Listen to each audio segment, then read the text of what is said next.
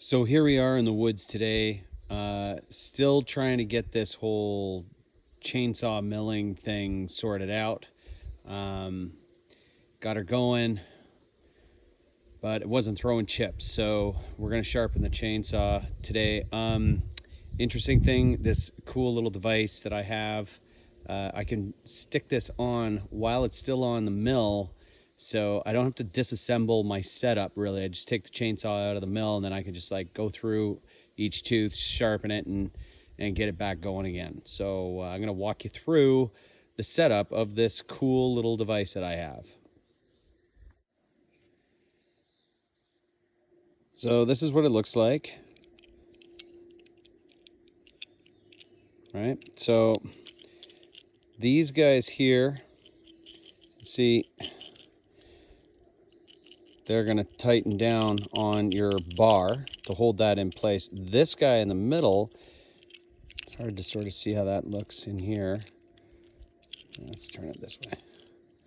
So what this does is when it's sitting on the bar, this little tensioner screw and plate, what it does is it'll hold tension against your chain so that inside the bar, the chain isn't going to sit, because remember, it's not like tight in there, right? So it'll push it up square, straight up and down.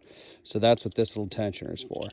And this guy here, this has this little cool flip tool. So as I go from tooth to tooth, I can pull my chain out this way and it'll just open up and just sort of tick along the next tooth. And then, because of course we're going to do every other one, and this is going to just drop in place.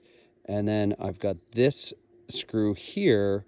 This one is to tension the actual tooth up against that little hole in the back. And I'll show you that little hole in the back, and I'll show you what that's for. So this is your little carbide tool. Where's the focus on that? Doesn't look like it really wants to focus on that. But anyway, that's your little carbide tool. What that does is it goes in the back, and you can see there it comes through, right? So then we just give that a couple of cranks once it's on there, and that's what's going to tension the carbide tool up against the tooth of the chain.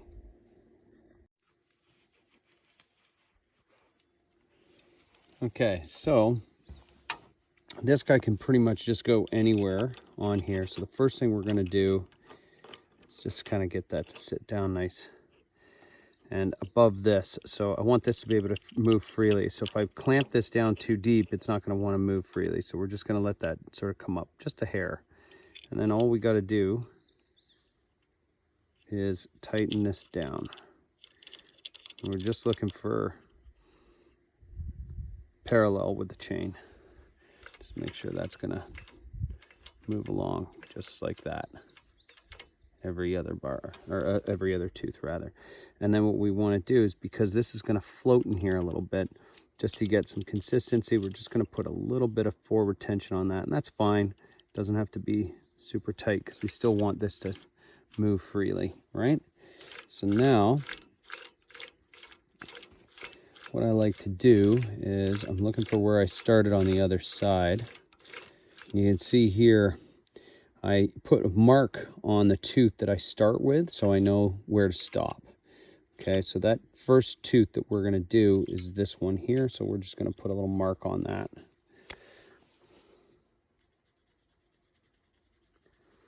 Okay,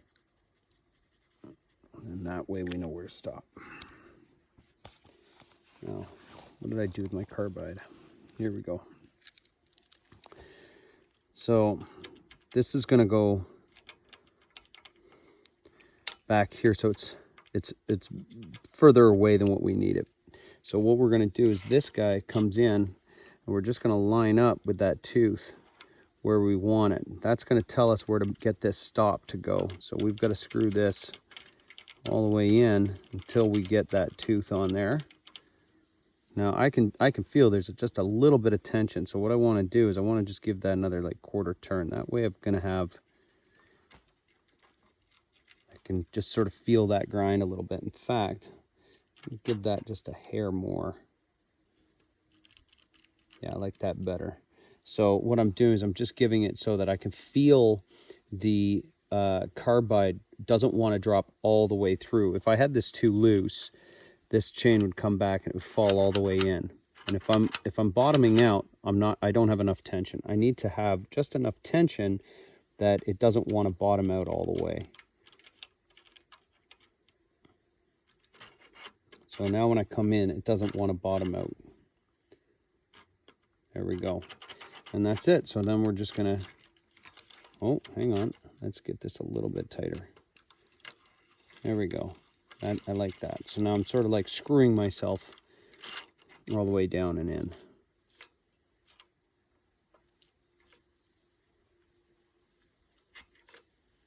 Where's my next tooth? That's it there.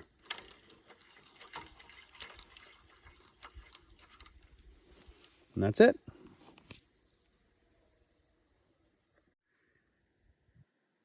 So after I've gone through and I've sharpened all of those teeth, then what I'm going to do is I'm going to file down the rakers. So the only other thing I need in my kit is this little file, flat file, and I'm going to go ahead and just sharpen all of these little guys here. And what that'll do is it'll allow my teeth to dig down a little bit deeper into the wood. So I don't want to go crazy, you know, like from factory. I'll just, every time I sharpen my chain, I'll just maybe 3 or 4 swipes like that on each one all the way around. And then that way it just sort of keeps coming down as this keeps getting worn in as well. So I just find that as a rule of thumb, that works well for me. The last point I'd like to make about this tool is that it's obviously it's not a power tool. So this is great. It fits inside my chainsaw box and it comes with me into the bush. So awesome. Love it.